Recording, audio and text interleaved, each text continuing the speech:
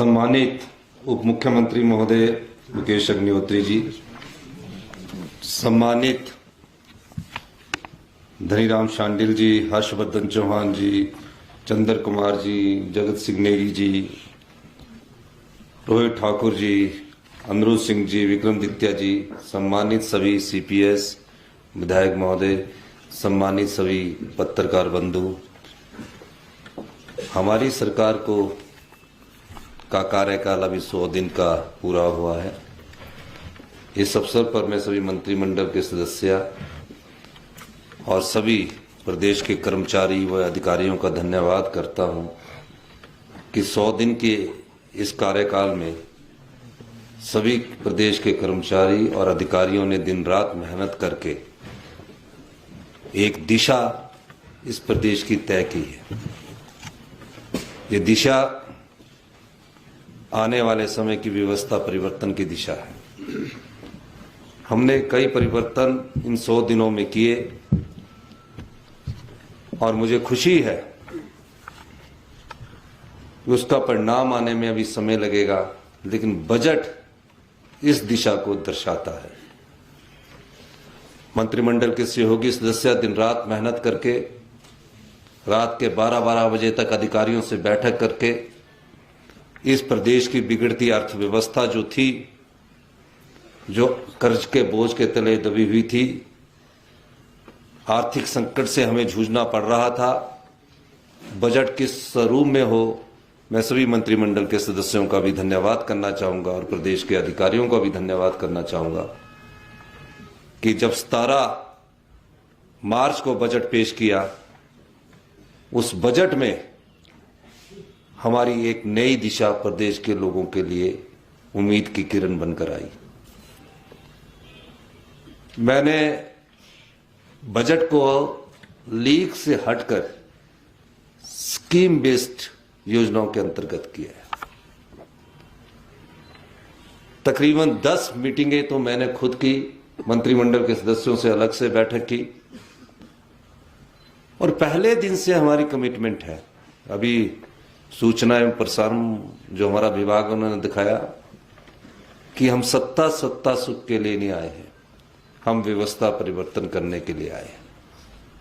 और क्या व्यवस्था हमने परिवर्तन किया?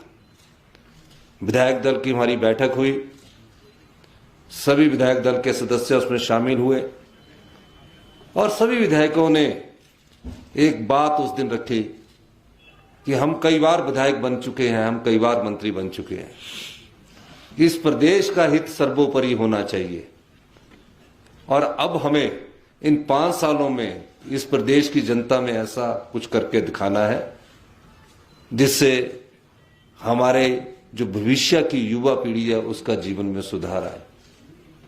सभी लोग विधायक थे उसमें, 40 के 40 विधायक उसमें उपस्थित थे।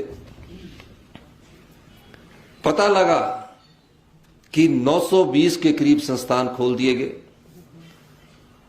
और जब विधायकों ने वहां बात रखी कि पीएन के सहारे हमारे सीनियर सेकेंडरी स्कूल चल रहे हैं, 100 बेडेड हॉस्पिटल खोल दिया, वार्ड वाइज का के सहारे चल रहा है और एक नीतिगत फैसला किया गया, शिक्षा संस्थान, स्वास्थ्य संस्थान, डिवीजन खोलना कोई बड़ी बात नहीं है, इसको बड़ी चीज ना मानिए।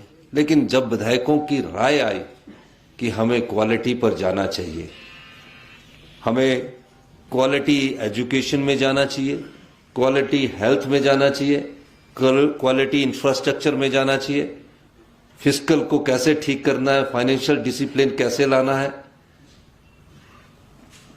और लोगों को में कैसे सुधार किया जाए, पहले दिन से सभी विधायकों के सुझाव मिलते रहे और हम उसको अमल करने की दिशा में आगे बढ़ते रहे। आज मुझे खुशी है कि 100 दिन के इस छोटे से कार्यकाल में हमने जहां कुछ विभागों में व्यवस्था परिवर्तित कर दी है, कुछ विभागों में आने वाले 1 साल में जो बजट है वो आपको परिणाम देगा।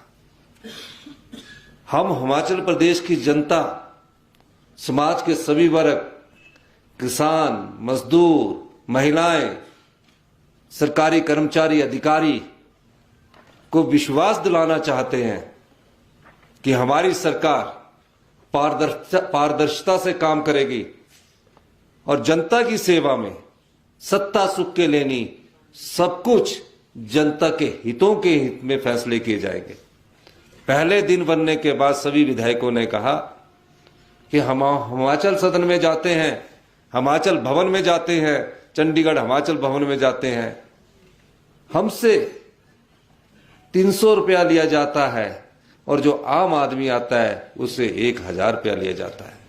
ये विधायकों ने उठाई मांग, ये किसी ने नहीं मांग उठाई। हमने उसी दिन फैसला किया कि सबको एक समान हिमाचल सदन और हिमाचल भवन में जो कमरे का किराया है वो एक समान किया जाएगा, और हमने उसी दिन 1200 रुपया जो उनसे लिया जाता था उसी दिन से कर दी। खाने का आधा रेट लिया जाता था वो भी उसी दिन से कर दिया। ये चीज छोटी है लेकिन दिशा तय करने वाली थी उनके त्याग की कि हम लोग भी इस दृष्टि से आगे आ रहे हैं। ये व्यवस्था परिवर्तन का पहला उदाहरण था, ये पहले दिन का फैसला। उसके बाद मैं उन बालिका आश्रम में गया। मैंने उप मुख्यमंत्री मुकेश जी से अनुरोध किया कि आज हम सचिवालय नहीं जाएंगे, प्रक्रिया होती है कि ओथ के बाद मुख्यमंत्री और मुख्यमंत्री सचिवालय जाए। मैं बालिका आश्रम गया, टूटी गंडी के उस बालिका आश्रम में मैंने उन बच्चों से सीखा। वो कभी कोई मांग लेकर नहीं आते थे और हमने उनके लिए सुख आश्रय कोष की स्थापना की कि आने वाले समय में सरकार ही माता है, सरकार ही पिता है। इस दृष्टि से हमने कार्य करना शुरू किया और मुझे खुशी इस बात की है कि हमारे अनुरोध को, जो 18 साल के बाद अनाथ बच्चे को छोड़ दिया जाता था, 18 साल के बाद वो बच्चा क्या करेगा, कहां जाएगा? कुछ तो अनाथ आश्रम में रहते हैं, कुछ अपने माता पिता, चाचे ताए, मामा के पास रहते हैं। वो बच्चे क्या करेंगे? हमने उनके लिए एक योजना लाई कि 18 साल के बाद जो भी उच्च शिक्षा प्राप्त करना चाहता है, अगर वो NIT में सिलेक्ट होता है, IIT में सिलेक्ट होता है, एम्स में सिलेक्ट होता है, MBBS की पढ़ाई करना चाहता है या पॉलिटेक्निकल, ITI, जो भी कोर्स 18 साल के बाद जो हम अपने बच्चों को उसकी क्षमता के हिसाब से करवाते हैं, उसको करने का सारा खर्चा सरकार उठाएगी, फीस का भी, हॉस्टल का भी, और 4000 रुपया मासिक महीने की पेंशन देगी। साल में एक बार बाई एयर घूमने की सुविधा देगी और 3 स्टार होटल में रहने की सुविधा देगी, जिस तरह हम अपने परिवार के बच्चों को उपलब्ध करवाते हैं। यह मानवीय दृष्टिकोण उन बच्चों के लिए था, उन महिलाओं के लिए था जिनको समाज में बहुत कम पूछा जाता था, वो समाज की अंतिम पंक्ति में आते थे। यह हमारी सरकार की मानवीय दृष्टिकोण को दर्शाता है। फिर पहली कैबिनेट हमारी हुई, सरकारी कर्मचारी, सरकारी अधिकारी बार बार हम पर उंगली उठाते थे कि अभी तक कैबिनेट नहीं हुई, कैबिनेट का विस्तार नहीं हुआ। कैबिनेट का विस्तार का मतलब ये था कि कई लोग ये चर्चा करते रहते थे कि ये सरकार बनेगी, कोई मंत्रिमंडल में टूटन होगा, ये होगा। हमने बोला आराम से कैबिनेट में विस्तार करें।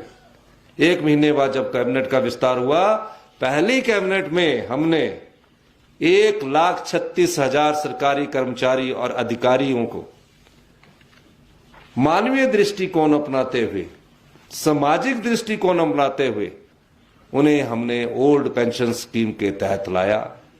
और मुझे खुशी इस बात की है कि हमने उसके लिए 1000 करोड़ रुपए का प्रबंध किया है। कई बार हम पर उंगली उठती थी कि ये लेट हो रहा है, SOP भी बन गई है। 1 अप्रैल 2023 से सभी कर्मचारी, जो सरकारी कर्मचारी और अधिकारी है, उनको ओल्ड पेंशन स्कीम के तहत ला दिया गया है। और हमारा उन सरकारी कर्मचारी और हिमाचल प्रदेश सरकार का जो अंशदान 14% और 10% कर्मचारियों का है, जो NPA के रूप में केंद्र सरकार के पास होगा, वो 31 मार्च 2023 तक, क्योंकि हमने उसको 31 मार्च 2023 तक देने की बात की है, वो 9,000 करोड़ रुपए के करीब पहुंच जाएगा। 8,000 से बढ़कर 9,000 करोड़ रुपए के करीब पहुंचेगा। 1 अप्रैल 2000 से वो सब हम बंद कर दिया जाएगा। यही नहीं, उसके बाद हिमाचल प्रदेश में काम करने के दिन कम होते हैं, पीडब्ल्यूडी का काम होता है, आईपीएच का काम होता है। पहले 90 दिन के अंदर टेंडर प्रक्रिया होती थी, 90 डेज के अंदर टेंडर प्रक्रिया होती थी। अब जब 90 डेज के अंदर टेंडर प्रक्रिया होती थी, टेंडर की नोटिस निकलता था 21 दिन के बाद। 21 दिन के बाद फिर एससी साहब उसको अवार्ड करते थे, हमने उसको भी चेंज कर दिया। सभी विभागों में, आईपीएच, पीडब्ल्यूडी, हाउसिंग बोर्ड, सभी विभागों में हमने कहा कि टेंडर की जो प्रक्रिया है वो 10 दिन के अंदर आपको खत्म करनी पड़ेगी और 10 दिन के अंदर आपको काम देना पड़ेगा। 20 दिन, 90 दिन से घटाकर उसको हमने पीडब्ल्यूडी की जो टेंडर है, आईपीएच के टेंडर है, 20 दिन में कर दिया। यानी कि 20 दिन में काम भी अवार्ड हो जाएगा और काम भी शुरू हो जाएगा। इन सब कामों को, कोई सड़क बननी थी, कोई बिल्डिंग बननी थी, या कोई 1-2 लाख रुपए का भी काम होता था, उसको करने के लिए 90 दिन लग जाते थे। हमने 20 दिन में नियम बना दिया कि 20 दिन के अंदर रूल्स बनाकर उनको कह दिया कि 20 दिन के अंदर इसको आपको करना पड़ेगा। फॉरेस्ट डिपार्टमेंट में हर बार की तरह ट्री प्लांटेशन की जाती थी। 3 बार प्रेजेंटेशन लेने के बाद हमने ये डिसीजन किया कि जो भी फॉरेस्ट डिपार्टमेंट में ट्री प्लांटेशन होगी वो खाली पहाड़ियों पर होगी। उसमें डेडिकेट स्टाफ लगाया जाएगा। वो 5 साल के लिए होगी। 12 डिस्ट्रिक्टों में 250 हेक्टेयर यानी कि 2500 करनाल लैंड पर 2500 से 5000 करनाल पर तकरीबन 25 हेक्टेयर का एक होता है, 25 करनाल का 1 हेक्टेयर होता है। उस पर इस बार ट्री प्लांटेशन की जाएगी। डेडिकेटेड स्टाफ की नियुक्ति की जाएगी। यानी कि पहाड़ियों में जो रेंजर है वो गार्ड उसमें लागू कर दिया जाएगा। फॉरेस्ट विंग में 60 के करीब कंस्ट्रक्शन डिवीजन हुआ करता था। वो बिल्डिंगें बनाते थे, वो फॉरेस्ट के रेस्ट हाउस बनाते थे, वो फॉरेस्ट के लॉन्ग हट्स बनाते थे। हमारी सरकार ने फैसला किया उस कंस्ट्रक्शन फॉरेस्ट डिपार्टमेंट का ये कोई कर्तव्य नहीं है।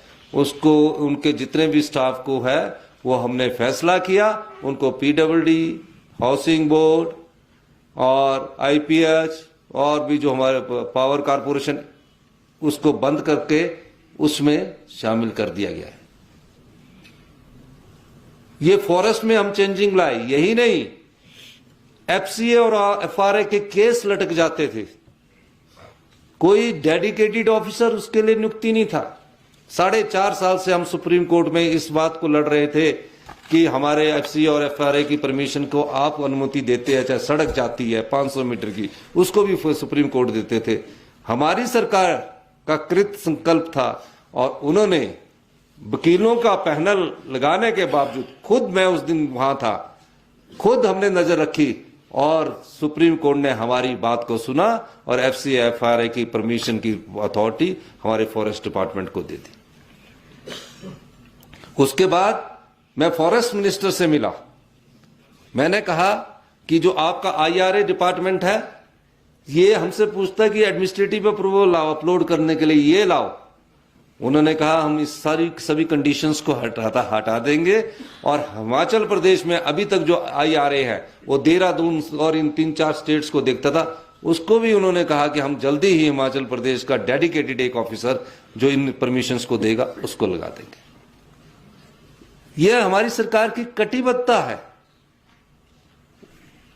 फिर एक कंजर्वेटर ऑफिसर्स को सभी काम छोड़कर डेडिकेटेड एफसीए एफआरए के केसेस के लिए हमने नियुक्त किया है। डिप्टी कमिश्नर की अध्यक्षता में डीएफओ, डिप्टी कमिश्नर और यूजर एजेंसी की अध्यक्षता में हर 15 दिन में एक मीटिंग होती है, जिसके कारण एफआरए और एफसीए के केसों में तेजी आई। ये व्यवस्था परिवर्तन में है। यही नहीं, हमारे Rajiv Gandhi day boarding school, electrical charging stations, heliport के लिए भी मैं 100 दिन में हमारी सरकार ने यह कार्य किया कि 100 दिन में जो केसेस हमारे रीजनल ऑफिस में पहुंचने के लिए 1 साल और 6 महीना लगते थे, वो 100 दिनों में 4 हेलीपोर्ट्स की जो केसेज है जो हमारे डिस्ट्रिक्ट हेडक्वार्टर्स को जोड़ेंगे, उनको अप्रूव कर दिया। मैं ये चीजें इसलिए बता रहा हूं कि कितनी गति तीव्रता से हम ये कार्य कर रहे हैं। यही नहीं, उसके बाद जैसे ही हमें पता लगा कि सबॉर्डिनेट सिलेक्शन बोर्ड का पेपर बेचे जा रहे हैं, और पेपर बेचने का धंधा ये काफी सालों से चल रहा था। पिछली सरकार में पुलिस भर्ती का पेपर लीक हुआ, इंक्वायरी नहीं हुई। क्या हुआ, अपनी गलती को ढकने के लिए दोबारा पुलिस भर्ती का पेपर करवाया, और दोबारा पुलिस भर्ती का पेपर डिक्लेयर करवाने के बाद रिजल्ट निकाल दिया। हमने 25 दिसंबर को पहला पेपर होना था, हमने विजिलेंस डिपार्टमेंट के द्वारा जाल बिछाया कि पेपर होने से 2 दिन पहले ये पेपर बिकता है। उस जाल में वो जो पेपर और युवाओं के साथ धोखा करने वाले लोग थे, उनको पकड़ा, और आज स्थिति यह है कि जो पेपर वहां पीछे से भी बिके हैं, उनकी भी इंक्वायरी हो रही है, उनकी भी रिपोर्ट आ रही है, जो भविष्य में होने थे उनकी भी रिपोर्ट आ रही है। उस आधार पर हमने कहा कि जिस संस्था ने ऐसा काम किया, उस संस्था को हमने भंग किया।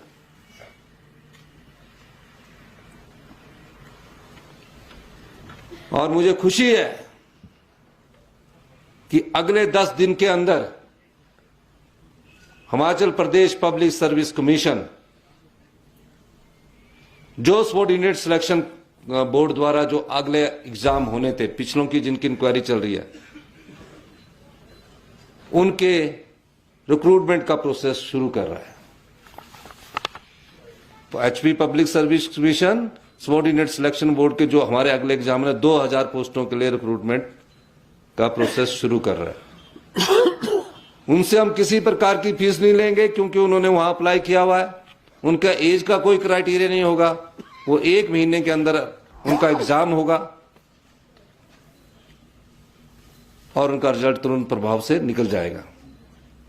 और जो पिछले हैं जिसमें कोई केस नहीं बनता, उनके रिजल्ट भी तुरंत प्रभाव से Himachal Pradesh public service commission निकालता है।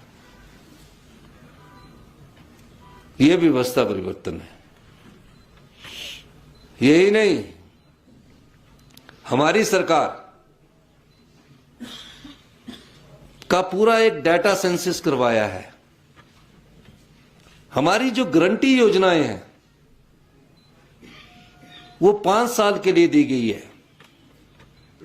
इस बजट में 5 गारंटी योजनाओं का क्रियाशील बनाने के लिए हम आगे बढ़े हैं। पहली ओपीएस पूरी हो गई। दूसरी, हमारी गारंटी में 1500 रुपया हमने देने की बात की है। पहले चरण में 2,37,000 महिलाओं को 1500 रुपया देने का इस बजट में प्रावधान किया गया है, जिस पर 461 करोड़ रुपए खर्च होंगे। इसका मतलब यह नहीं है कि और जो महिलाएं हैं उनको पेंशन नहीं मिलेगी, उनको भी पेंशन मिलेगी। समय अनुसार हम उस पेंशन को और लोगों के लिए भी बांटेंगे। 5 चरणों में ये पेंशन दी जाएगी और 4 साल के भीतर ये पूरी पेंशन हिमाचल प्रदेश में अपनी महिलाओं को दे दी जाएगी। हमारी सरकार उस दृष्टि से भी कार्य कर रही है। हिमाचल प्रदेश में कई विडोज है, विधवाएं हैं, कई एकल नारी है जिनके पास अपना घर नहीं है। वो कई बार पंचायत प्रधानों के बीच में निर्भर हो जाते हैं, उन पर कंडीशन लगा दी जाती है इतनी इनकम लगाई जाए। हमने फैसला किया है जो भी गरीब महिला होगी कोई आय की सर्टिफिकेट नहीं मांगेगा।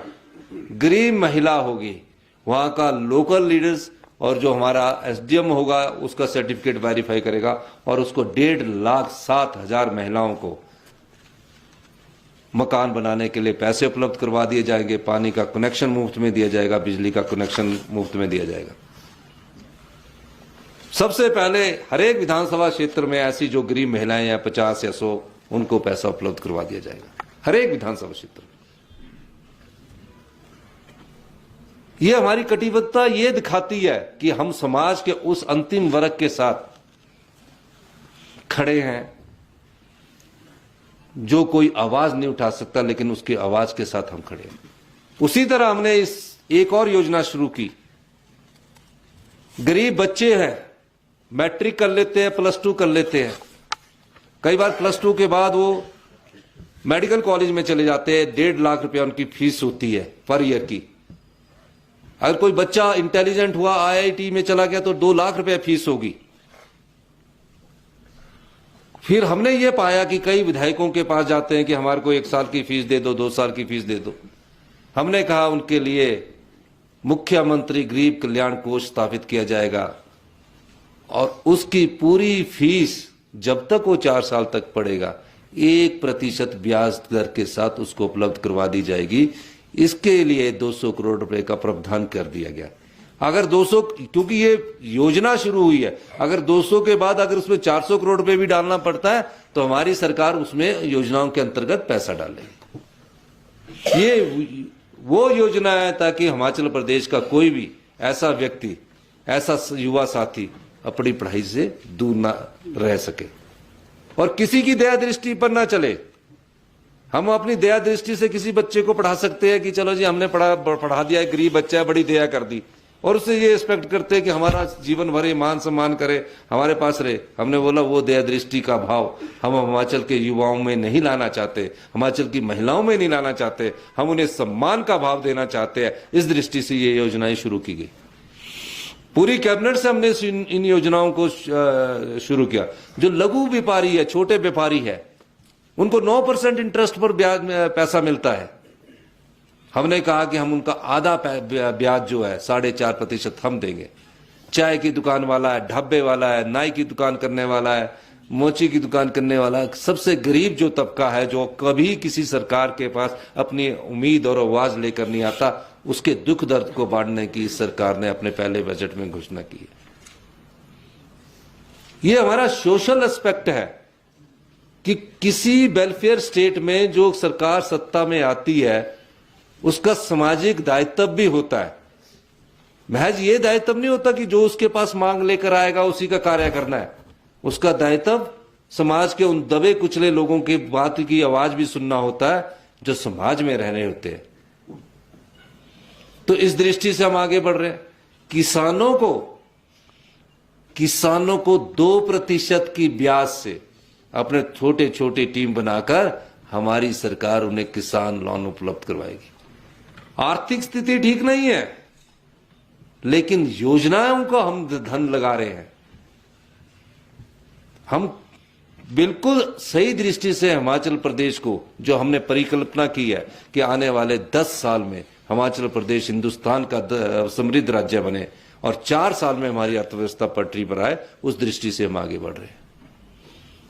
यही नहीं, कुछ योजनाओं को मैं यहां आपको व्याख्यान इसलिए भी करना चाहता हूं। हमारे यहां लैंड होल्डिंग बहुत कम है।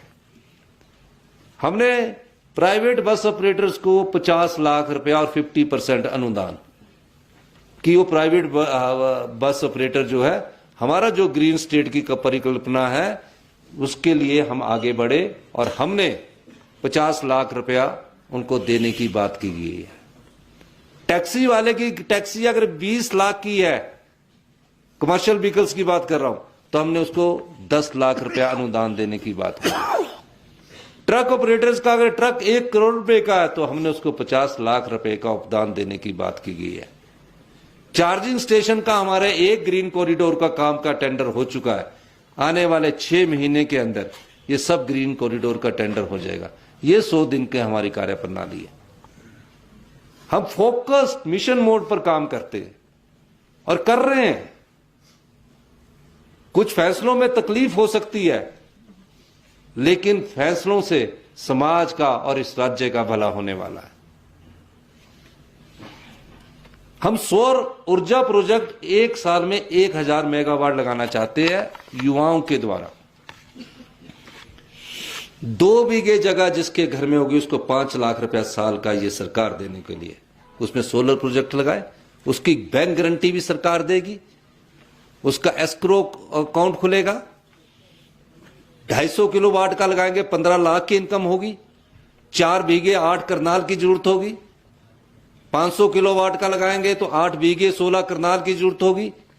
ये मैं इसलिए ब्रेकअप करके दे रहा हूं क्योंकि इस पॉलिसी का ज्यादा पता नहीं है।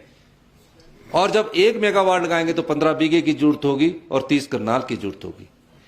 1 मेगावाट में हमारी जो मॉडरेट इंसुलेशन है, जो सोलर की पावर है, उससे तकरीबन 1 साल में 60 लाख रुपया साल का बिजली पैदा होगी। सरकार उस बिजली को खरीदेगी। 250 किलोमीटर जिसके घर में 4 बीघा है, बेचारा यहां उधर धक्के खाता है, हमारे पास आता है, रोजगार दे, अपने घर में लगाए, 15 लाख साल का कमाए। जो हम उसको सब्सिडी देंगे वो उसका पूरा लोन खत्म होने के बाद उससे हम 20 या 30% वापिस तब लेंगे और उसको आधा देंगे। इस योजना को हम युद्ध स्तर पर शुरू करेंगे। वो मुख्यमंत्री महोदय ने 1500 बसेस इलेक्ट्रिकल में चेंज करने की अगले 3 साल में बात की है। हम इससे ज्यादा करने की कोशिश करेंगे, लेकिन टारगेटेड फिक्स है। ग्रीन हाइड्रोजन में हम जा रहे हैं। जल्दी एक हमारा बहुत बड़ी कंपनी से समझौता होने वाला है। आने वाले 10 दिनों में एक बहुत बड़ा समझौता हमारा, कैसे ग्रीन हाइड्रोजन में हम लीडिंग स्टेट बने। कुछ चर्चाएं मैं सुनता हूं, हमने इसमें पूरा एक पल स्टडी किया है, एक चीज स्टडी की है। और ग्रीन हाइड्रोजन अगर कहीं सक्सेस होगी, वो हिमाचल प्रदेश उसकी लीडिंग स्टेट बन सकता है। जो इलेक्ट्रोलाइजर की कीमत है वो बहुत ज्यादा है। ग्रीन हाइड्रोजन जो बनती है वो पानी से ऑक्सीजन को अलग करके हाइड्रोजन में पैदा होती है। उसके लिए, उसको ब्रेक करने के लिए, ग्रीन हाइड्रोजन को ब्रेक करने के लिए सोलर एनर्जी की जरूरत होती है। ग्रीन एनर्जी की जरूरत है, तब वो आगे बढ़ेगी। सोलर एनर्जी के बाद दिन में वो सोलर एनर्जी से जाएगी और रात को वो हाइड्रो जो प्रोजेक्ट है उससे करेगी, तब ग्रीन हाइड्रोजन पैदा होगी। जो हाइड्रो प्रोजेक्ट से बिजली पैदा होती है उसको ग्रीन एनर्जी बोलते हैं। किसी और चीज से पैदा होगी, थर्मल पावर से होगी, उसको ग्रीन एनर्जी नहीं बोलेंगे। उस दृष्टि से हमने एक बड़ी कंपनी से आने वाले हमारे विभाग उसमें कार्य कर रहे हैं। हमारे काम करने की संस्कृति को बिजली बोर्ड और पावर कारपोरेशन में चेंज कर दिया गया। पूरा बदलाव उसमें हो चुका है। इस साल हम 200 मेगावाट पावर, 500 मेगावाट का टारगेट है मार्च में, जिसमें हम SJVN भी करेगा, 200 मेगावाट हम करेंगे और 100 मेगावाट जो हम अपने यूथ के द्वारा 1000 करना चाहते हैं, लेकिन शुरू की स्कीम में 100 मेगावाट अपने यूथ के द्वारा करना चाहते हैं। 500 मेगावाट में 200 megawatt Himachal Pradesh power corporation पहली बार उसमें करने जा रही है, जिसके 50 मेगावाट के हमारे अपनी टेंडर खुलने वाले हैं। ये क्यों करने जा रहे हैं आपको मैं बिजली का भी समझा दूं कि बिजली में हम बोलते हैं सरप्लस स्टेट है। कभी इस दृष्टिकोण से सोचा नहीं गया कि हम सरप्लस स्टेट है, हमारे पास तो बिजली है। जब हमारा पीक सीजन होता है तो 1400 करोड़ और 1100 करोड़ रुपए की हमारी आय होती है।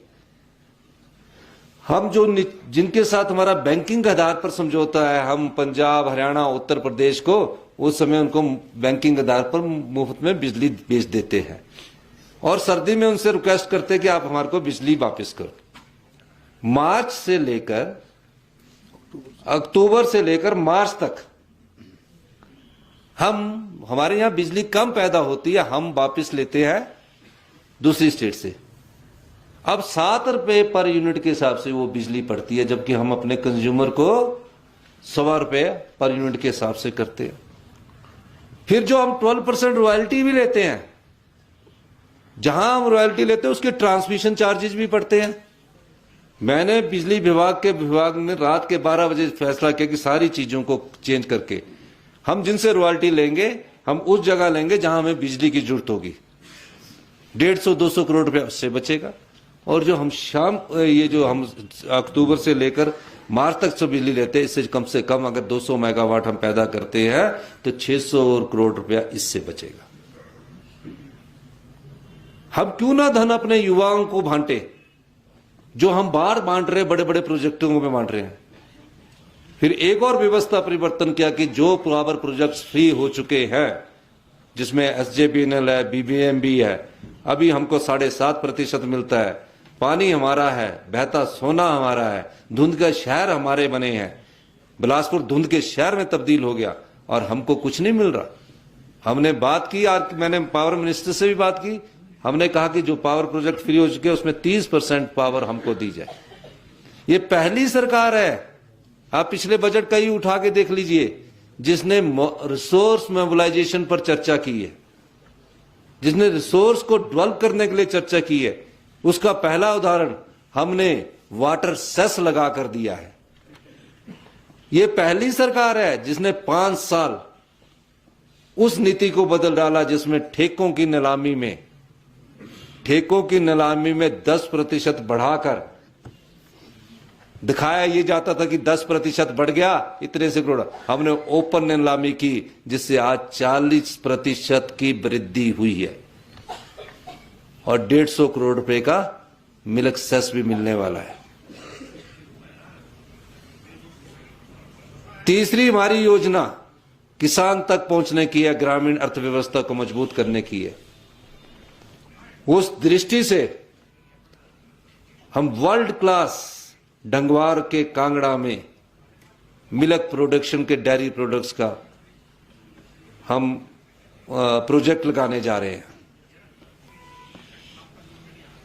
हम अपनी सभी गारंटियों की ओर आगे बढ़ रहे हैं। शिक्षा के क्षेत्र में डे बोर्डिंग स्कूल के लिए हम चौथी गारंटी अपनी पूरी करने जा रहे हैं। यह कल्पनाएं नहीं है, 1 साल बाद इसका परिणाम आपको लेकर चलेंगे। हम हिमाचल की जनता के लिए दिन रात मेहनत कर रहे हैं। कांगड़ा टूरिज्म कैपिटल बने। SIA ही नहीं होता था, सोशल इंपैक्ट असेसमेंट ही नहीं थी। पिछली सरकार के समय सोचा ही नहीं गया, कह दिया गया कि 400 करोड़ वहां से अनुमोदित होगा फाइनेंस कमीशन से, लेकिन फील्ड में काम नहीं हुआ। फील्ड में कोई काम नहीं हुआ। हमने आते ही सोशल इंपैक्ट असेसमेंट की रिपोर्ट की और आपको यह जानकर खुशी होगी कि 2-3 दिन में कांगड़ा के एक्सपेंशन की पब्लिक हियरिंग है, उसके बाद लैंड एक्विजिशन का काम शुरू हो जाएगा। ये हमारी सरकार की कमिटमेंट है। टूरिस्ट कैसे रहे हिमाचल प्रदेश में, टच एंड गो करके 2 दिन से आगे ना जाए। टूरिस्ट कैसे रहे, टूरिस्ट रहने के लिए स्टडी करवाया गया कि एक ऐसा बड़ा जू बनाया जाए जहां बच्चे जाना चाहते हैं तो 1 दिन रुकेगा। दूसरा टूरिस्ट कैसे है, इसकी स्टडी करवाएगी। उसके बाद कांगड़ा को क्यों टूरिज्म कैपिटल डिक्लेयर किया जाए, इस दृष्टिकोण से भी स्टडी हुई है। और जब स्टडी के बाद पाया गया कि सबसे ज्यादा पानी अगर कहीं है तो वो कांगड़ा जिला में है। सबसे ज्यादा कांगड़ा के जो प्रोजेक्ट है, जो लोगों को पसंद आ रही है जगह, वो कांगड़ा है और पालमपुर है, सब जगह। इस दृष्टिकोण से कांगड़ा को टूरिज्म कैपिटल के रूप में घोषित करने की आगे प्रक्रिया चल रही है। अभी नाम दिया है, उसमें क्या क्या सुविधाएं मिलेगी इन्वेस्टर को, वो अभी उस प्रोजेक्ट में हमारी स्टडी चल रही है। और आने वाले समय में 2 हेलीपोर्ट हम वहां बनाने जा रहे हैं, एक रक्कड़ में और एक अभी हमने फैसला किया कि पालमपुर के पास हमारी जगह है और पालमपुर में। तो ये प्रदेश को गति देने की दिशा में आगे बढ़ते हुए कदम है। मैं कुछ और बहुत योजना है, उसका मैं आपको सबको ब्रीफ दे दूंगा। लाहौल स्पीति, किन्नौर, इन सब की भी स्टडी चल रही है। पांगी की टूरिज्म पॉइंट ऑफ व्यू से कैसे बनाया जाए। हमारे 5 फ्लैगशिप प्रोग्राम है जिसकी हमने दिशा तय की है। पहला हमारा टूरिज्म हमारे सरकार की फर्स्ट प्रायोरिटीज है। दूसरा हाइड्रो में और ग्रीन स्टेट के रूप में हमने आगे बढ़ना है। तीसरा एजुकेशन में, चौथा हेल्थ में, 5वां फूड प्रोसेसिंग में और इंडस्ट्रीज में। इंडस्ट्रीज को आप समझ, इंडस्ट्री में प्लग एंड प्ले की पॉलिसी हम लेकर आ रहे हैं। यानी कि आओ, उद्योग मंत्री हर्षवर्धन चौहान जी ने अभी पीछे इंडस्ट्रियल उद्योगपतियों से सबसे मुलाकात की बॉम्बे में भी, और इंडस्ट्रियल पॉलिसी के लिए भी एक योजना लेकर आ रहे हैं। 2200 के करोड़ के MOU साइन कर रहे किए हैं। लेकिन जब अब जो हम पॉलिसी लेकर आ रहे हैं उसमें कोई भी उद्योगपति आए उसकी सारी परमिशनें हिमाचल सरकार दिलाएगी। कोई एक्सप्लॉयटेशन किसी भी स्तर पर सहन नहीं की जाएगी। तो आप 100 दिन की दिशा में आपने पाया जो योजनाओं में हमने 2-3 गारंटियों को पूरा कर लिया। भारतीय जनता पार्टी के, मैं कल विपक्ष के नेता की भी बात सुन रहा था, वो भी प्रशंसा भूरी भूरी कर रहे थे। अंदर से पता है उनको कि ये ठीक है। आज भी इनके नेता सारे प्रशंसा कर रहे हैं। हम कमिटेड हैं, हम आगे बढ़ेंगे।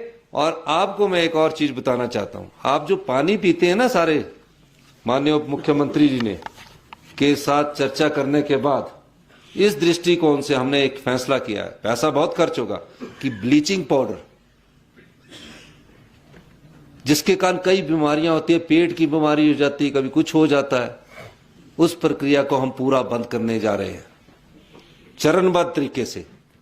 जो शहर नदी के किनारे बसे हुए हैं उनको 24/7 में नगर पंचायत में हम पानी देने जा रहे हैं। आपको स्वच्छ जल मिले, कोई बीमारी ना हो।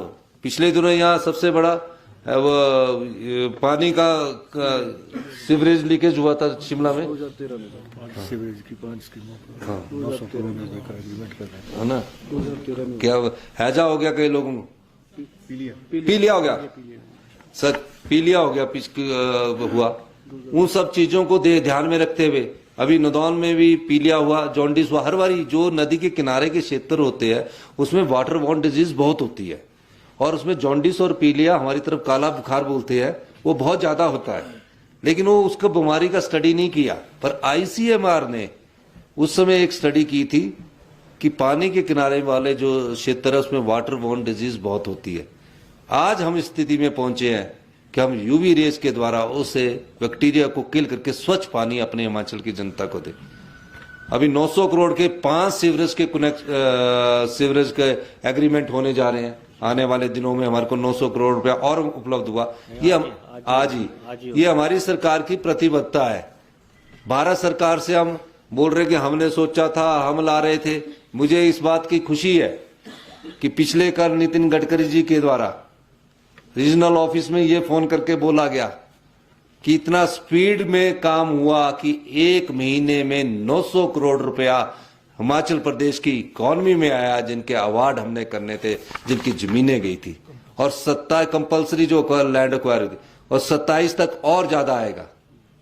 पूरे सबसे तेज काम लैंड एक्विजिशन की जो कंपनसेशन देने का था वो हिमाचल प्रदेश में हुआ, जिसकी प्रशंसा गडकरी जी ने भी की।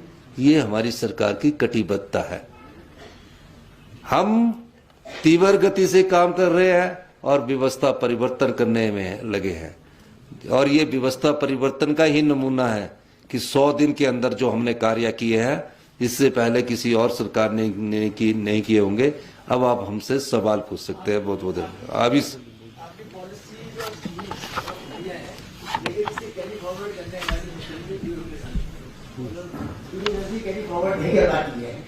तो उसमें क्या करेंगे? रिवॉर्ड एंड पनिशमेंट सिंड्रोम लाएंगे। एक बेरी ये ब्यूरोक्रेसी थी। ये कोई ब्यूरोक्रेट चेंज नहीं हुए, कोई डिप्टी कमिश्नर चेंज नहीं हुए। 100 दिन के अंदर हमने कार्य करके दिखा दिया। ये व्यवस्था परिवर्तन है। कोई DC चेंज नहीं हुआ है, कोई SP चेंज नहीं हुआ है। वही प्रिंसिपल सेक्रेटरी, वही सेक्रेटरी PWD, वही सेक्रेटरी फाइनेंस जो OPS को मना करते थे, आज हमने उनसे OPS भी लागू करवा दिया। तो ये इंटेंट होता है सरकार का। तो हमने कहा ना, हम सत्ता के लिए नहीं, व्यवस्था, उसी व्यवस्था में वो सारे ऑफिसर्स काम कर रहे हैं। तो आज तक जितनी गवर्नमेंट आई है, एक सेकंड का क्वेश्चन पूरा लो। पास्ट में ब्यूरोक्रेसी को नेगेट कराया गया और इसकी वजह से स्लेज अप्रोच रही और इम्प्लीमेंट नहीं हो पाई। तो इम्प्लीमेंट हो, उसके लिए क्या करेंगे? सबसे कॉम्पिटेंट हमारे मिनिस्टर्स है, चीफ पार्लियामेंट सेक्रेटरी है। ये अपनी योजनाओं को अमली जामा पहनाना जानते हैं, हमारे विधायक हैं। अपने मिनिस्टर्स को अपने जब अथॉरिटी होगी और मिनिस्टर अपनी सोच को डेवलप कर सकेगा डिस्कस करके, तब ये कार्य होते हैं। तो ये आपको लगता है, पर आप ये व्यवस्था परिवर्तन में देखिए सभी बदलाव है।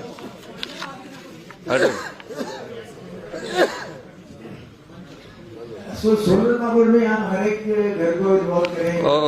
गौरव जी,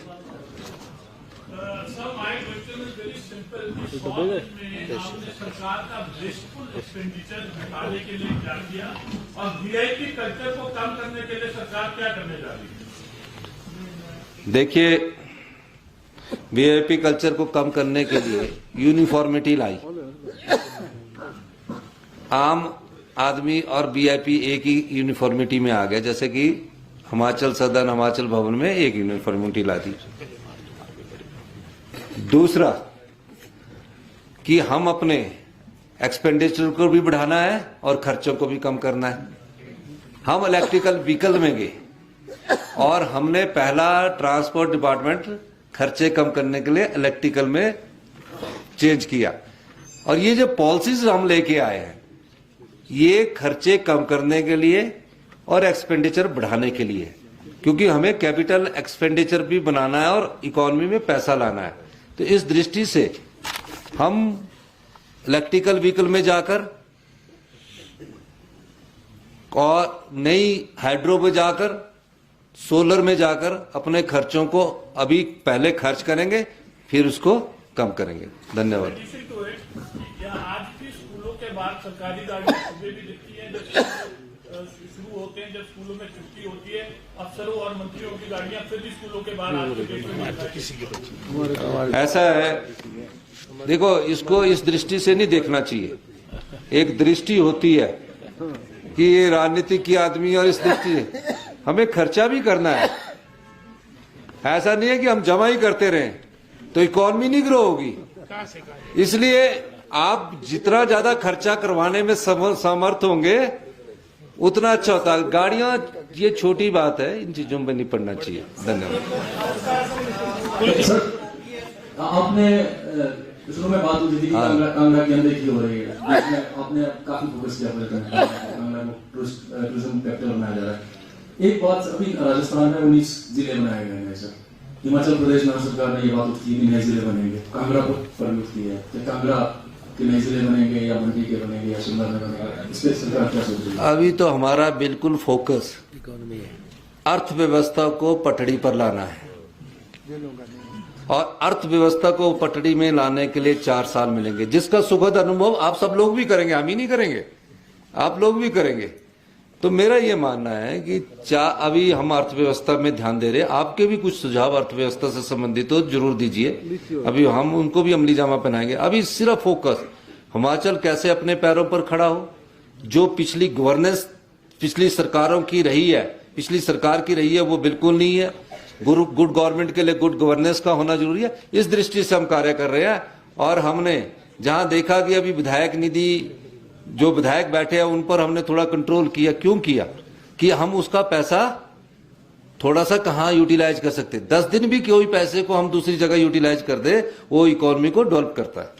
सर, एक सवाल है। हाँ जी, रोजगार से मंडोत्री और रोजगार से लेकर इसलिए क्योंकि एक आपकी सरकार की कमिटमेंट है पहले तो, और दूसरा जो आपने अभी बताया इसको थोड़ा सा एक्सप्लेन करते हैं, खासकर उन लोगों के लिए जिन्होंने पहले से पेपर दिए हुए हैं, कि जो अंडर इन्वेस्टिगेशन मसले हैं वो दोबारा से भर्ती होगी और जो नहीं है उनके रिजल्ट आएंगे। मैं जो समझ पा रहा हूँ, और जो अपना आपका टारगेट है नई नौकरियों का, उसको कैसे पूरा करेंगे एनुअल हिसाब से? अभी तो नई भर्तियां शुरू हो रही है। जो अगले 10 दिन में नई भर्तियां Himachal Pradesh public service commission शुरू कर रहा है। 2000 नए पद भरने की भर्तियों की एडवर्टीजमेंट हो जाएगी। ठीक है, ये है नई भर्ती।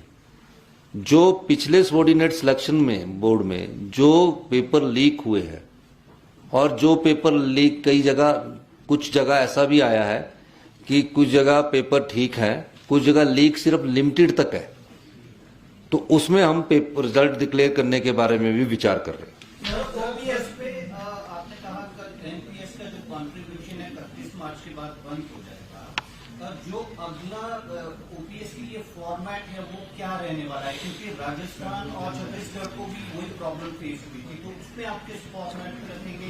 फंड का डिपॉजिट होगा? देखिए, हिमाचल के सरकारी कर्मचारियों को जो भी फॉर्मेट पसंद आएगा वो हमने ओपीएस दे दिया। अधिकारी, हमारी इंटेंट है कि हमने देना है, तो उनको जो फॉर्मेट पसंद आएगा उस फॉर्मेट में कर देंगे। हमने तो दे दिया कि आपके पैसे कटने स्टार्ट हो जाएंगे, जीपीएफ नंबर मिलना स्टार्ट हो जाएगा। वर्किंग में काम खत्म होने की स्टेज पर आ रहा है, अगले में तो अब जीपीएफ कटना शुरू हो रहा है। सर आपने कहा कि आप ग्रीन ट्रांसपोर्ट की तरफ जा रहे हैं। एचआरटीसी में अभी तक 2000 करोड़ का बुक वैल्यू लॉस है, तो ये जो ग्रीन ट्रांसपोर्ट ये तो महंगा पड़ेगा सरकार को, और क्या इसको आम आदमी की जेब से उठाया जाएगा इसको? क्योंकि एचआरटीसी कर्मचारियों को समय पे, पिछली सरकार समय पे वेतन नहीं दिया जा रहा था, उनके भत्ते वो सेटल नहीं हो रहे थे। मैं ग्रीन ट्रांसपोर्ट की तरफ नहीं जा रहा, मैं ग्रीन स्टेट की तरफ जा रहा हूं। ट्रांसपोर्ट उसमें वन कंपोनेंट है। कैसे करेंगे? मैं वो हमने उसके लिए बजट का प्रावधान कर दिया है, 1000 करोड़ रुपए का बजट रखा है। टैक्सी कमर्शियल है, टैक्सी उसमें हमने बजट का प्रावधान रखा है। उसके परमिट, उसकी एक पॉलिसी आएगी, इसमें कोई नहीं होगा। अभी हम क्या हो रहा है कि 700 करोड़ रुपए अगर एचआरटीसी कमाती है, 700 करोड़ रुपए की ग्रांट देनी पड़ती है, तो 1400 करोड़ रुपया उनको देना पड़ता। तो हम एक बोल्ड डिसीजन करके हम 1500 इलेक्ट्रिकल बसेस 3 या 4 साल में, 2000 ज्यादा भी होगी, ज्यादा भी माननीय उप मुख्यमंत्री जी जब जितना चाहेंगे लेंगे, पर हम बढ़ चुके हैं इसमें। पहला उसका क्या होता है, ग्रीन ट्रांसपोर्ट के लिए, ग्रीन ट्रांसपोर्ट है, ग्रीन ट्रांसपोर्ट के लिए पहले चार्जिंग स्टेशन बिल्डअप करने पड़ते। 400 स्टेशनों पर काम हो रहा है, और पूरे हिमाचल प्रदेश में जिन बार जो है ना, लाहौल स्पीति का सबसे लास्ट गांव है, पांगी का भी सब गांव है, सब जगह इसको ग्रीन कॉरिडोर डिक्लेयर कर दिया। 6 महीने में सब जगह हमारे चार्जिंग स्टेशन बन जाएंगे। हमारे पास ऐसे भी ऑफर आ रही है कि हम चार्जिंग स्टेशन खुद लगाना चाहते हैं, पर आप हमारे को ग्रीन इकोनॉमिक कॉरिडोर दे दो, ताकि हम उसमें कुछ और एक्टिविटी टूरिज्म से रिलेटेड कर सके। हम उस दृष्टि से भी बात कर रहे हैं।